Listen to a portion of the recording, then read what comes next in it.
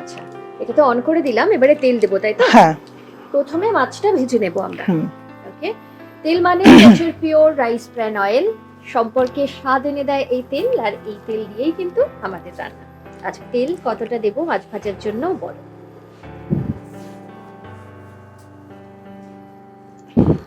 বেশ বেশ। ওকে, এবারে মাছটা ভাজার আগে কি এটাতে নুন হলুদ দিয়ে মাখাবো। এতটা দিয়ে দেবো?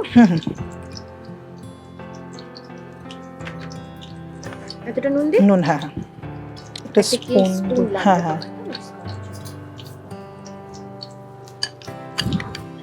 আচ্ছা, এবারে সবাই ভাবছেন যে কি মাছ তৈরি হচ্ছে আর মাছের কোন প্রিপারেশন তৈরি হচ্ছে।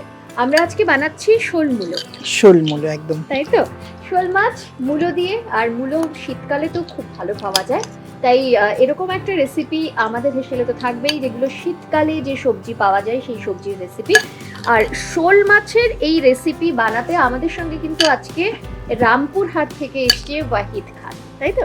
আচ্ছা, তেলটা কিন্তু গরম হয়ে গেছে, এখন হচ্ছে আমরা দিয়ে দিচ্ছি। এক সেকেন্ড, তুমি দেওয়ার আগে আমি একটা কভার রেডি রাখি যাতে তেলটা তোমার কভার নিয়ে আসার আগে আমি একটু বলি, এর মধ্যে একটু নুন দিয়ে দাও, তাহলে কিন্তু ওই যে সেটাটা হবে না। এটা কিন্তু জানতাম, মাথায় এলো না ঠিক তখন। আচ্ছা, একটু নুন দিয়ে দেবো তাই তো?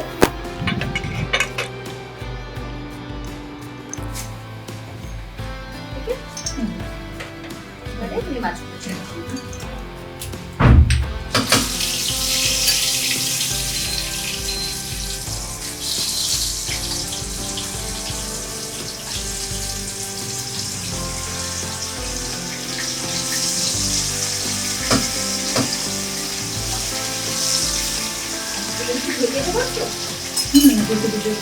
তাড়াতাড়ি আর কি সেদ্ধ করতে সেদ্ধ এটা কি খুব কড়া করে ভাজবে না হালকা কড়া করে ভাজতে হবে? কড়া করে ভাজতে হবে।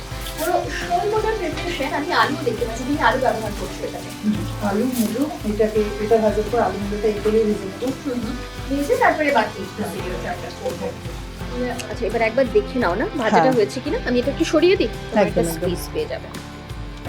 আমার মনে হয় ভাজা হয়ে গেছে কড়া করে। হয়ে গেছে, আমি তাহলে কমিয়ে দিলাম। হ্যাঁ হ্যাঁ, এটার মধ্যে তুলে তুলে নাও। যদি কাঁচাটা দাও।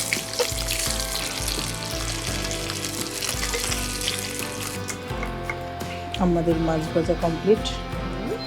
এবার কি করছো বলো? এর মধ্যেই এই তেলটার মধ্যে আলু এবং মূলোটা দিয়ে ভেজে নেব। আচ্ছা, প্রথমে আলুটা দিয়ে দিই। হ্যাঁ,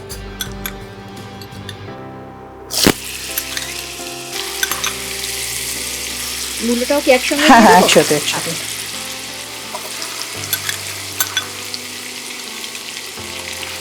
আলু মূলোটা দিয়ে একটু বেশি, খুব বেশি ভাজার প্রয়োজন নেই, অল্প ভাজলেই হয়ে যাবে। আচ্ছা, এটা বোধহয় হালকা ভাজা হয়ে গেছে। হ্যাঁ, ভাজা হয়ে গেছে। তুলে নেবে?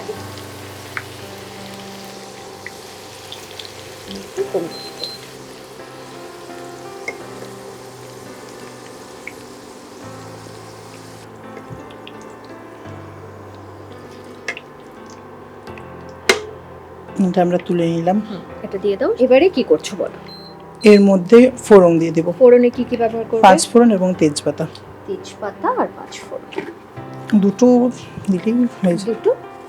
ওকে, দিয়ে দিই। একটু ফ্লেমটা কমিয়ে দেবো। 5 ফোড়ন কতটা? সামান্য অল্প পরিমাণে দাও। কতটা? হ্যাঁ হ্যাঁ, বাস। ওকে, তারপর এটা একটু ভেজে নেব। এটা একটু ভাজতে ভাজতে একটা বাটির মধ্যে গুঁড়ো মশলাগুলো মিশিয়ে নেব জল দিয়ে। জিরে গুঁড়ো কতটা? একটু কমো। ঠিক আছে, মানে 1 চামচের 1 চামচ কম। হ্যাঁ, হলুদ কতটা দেব বলো? এতটা দিই? হ্যাঁ হ্যাঁ, হাফ চামচ। 1 চামচ, বাস। এটা একটু জল দিয়ে গুলে নেব। আর কিছু দিচ্ছ না? না, লঙ্কার গুঁড়ো বা কোনো কিছু? না, যেহেতু লঙ্কা এখানে বাটা ব্যবহার করব তাই লঙ্কা ব্যবহার করছো। আর কাশ্মীরি লঙ্কা গুঁড়োটা দেব শেষে। শেষে বলতে একটু মশলাটা ভাজার পর।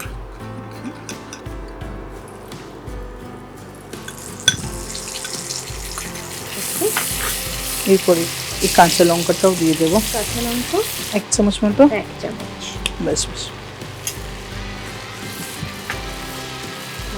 আর কি দিচ্ছ? আপাতত এই মশলাটা একটু ভেজে নেব। এটা কি ভাজা হয়ে গেছে? হ্যাঁ, ভাজা হয়ে গেছে। কাশ্মীরি লঙ্কা গুঁড়ো একটু। কাশ্মীরি লঙ্কা গুঁড়ো একটু। এটা তো কালারের জন্য। হ্যাঁ, হাফ চামচ দিই। হুম। আর দেবো চিনি সামান্য পরিমাণ, এতে টেস্ট ব্যালেন্সও হবে এবং একটু কালারটা হবে। ঠিক আছে, এটুকু দিই। হুম। এরপর এর মধ্যে দিয়ে দেবো ওই আলু এবং মুলো ভাজাটা।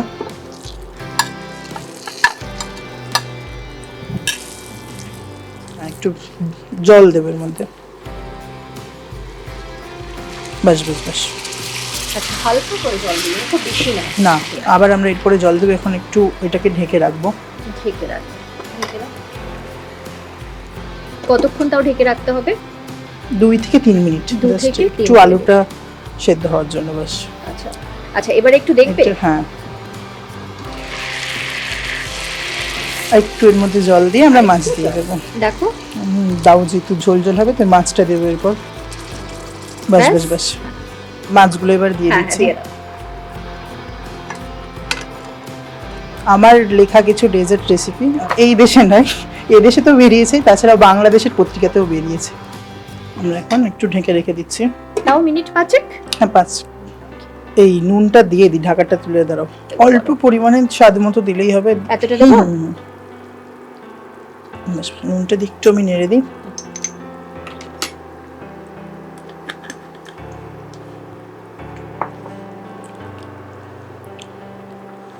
দিয়ে এবার ঢাকা দিয়ে দিব। তাহলে একটু বাড়িয়ে দিয়ে এবারে। হ্যাঁ হ্যাঁ, ওকে, এবারে মিনিট 5 থাক। মিনিট 5 থাক। আচ্ছা, মিনিট 5 তো হয়ে গেল। আমাদের একবার দেখো, এই অনেক মানে একদম শেষের দিকে। এখন হচ্ছে আমরা এর মধ্যে গরম মশলা গুঁড়ো দেব। দেখো, হ্যাঁ হ্যাঁ হ্যাঁ,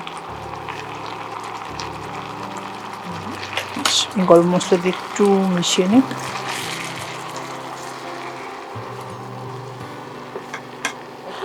এখন হচ্ছে আমরা এর মধ্যে দিয়ে দেব ঘি, সামান্য পরিমাণে ঘি দিয়ে ঢেকে রেখে দেব। এবারে দিচ্ছি ঘি। ঘি কতটা দেবো বলো? অল্প অল্প। অল্প, 1 চামচ নয়। না, হাফ হাফ হাফ।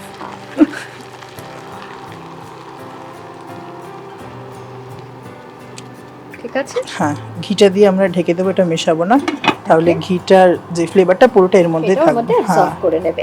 আচ্ছা, এটা কি অফ করে দেবো ফ্লেমটা? এটা তো অফ করে দিলাম। তার মানে এরপরে আমাদের আসছে প্লেটিং। বাহ,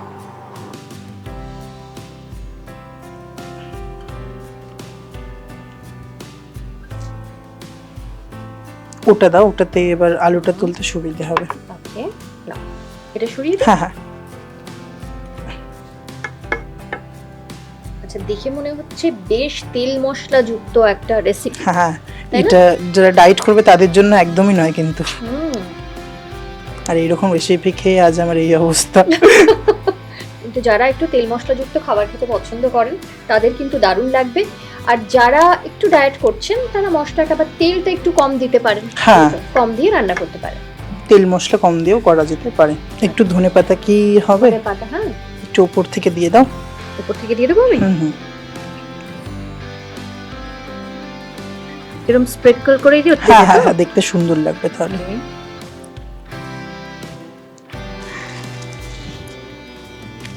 আপাতত ডান। শোল মূলো তৈরি ওয়াহিদের কাছ থেকে এটা আমরা পেলাম। যদিও অনেক পুরোনো দিনের রেসিপি ওয়াহিদ ওর মায়ের কাছ থেকে শিখেছে, আর অনেকেই এই রেসিপিটা খেয়েছেন, কিন্তু আমাদের হেসেলে ওয়াহিদ আজকে ফার্স্ট টাইম, এবং ফার্স্ট টাইম এসে বানানো শোল মূলো। এবার তুমি কেমন বানালে এটা তো এবার আমাদের খেয়ে দেখতে হবে। একদম একদম। চলো।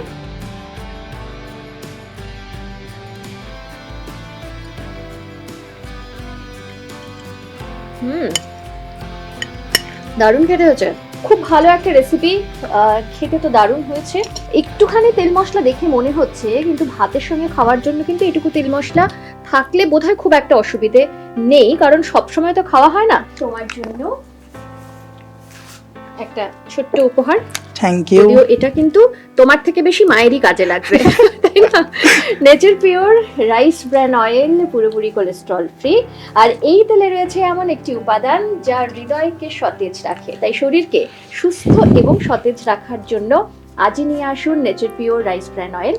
এক কথায় সম্পর্কে স্বাদ এনে দেয়।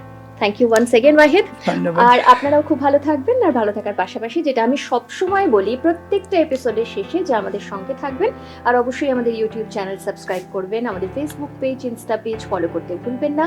রান্নার নানান গল্প নিয়ে আমরা তো থাকি। আর আজকে ওয়াহিদের এই রেসিপি কেমন লাগলো সেটা কিন্তু কমেন্ট সেকশনে অবশ্যই জানাবেন। সঙ্গে থাকবেন, এভাবেই ভালো থাকবেন। নমস্কার।